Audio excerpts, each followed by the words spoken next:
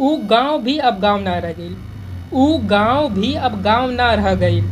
ऊ खेत खलियान के ना रहल हरियाली।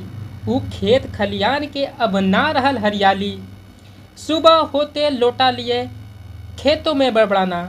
सुबह होते हुए लोटा लिए खेतों में बड़बड़ाना।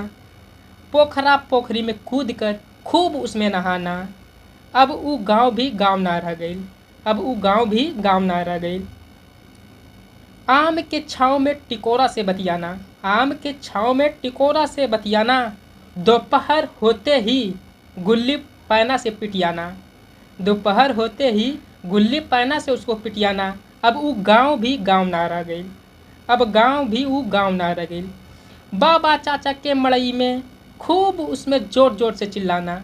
बाबा चाचा के मड़ई में खूब उसमें जोर जोर से चिल्लाना। दे गारी सुनकर भी खूब ठाके लगाना। ऊ गाँव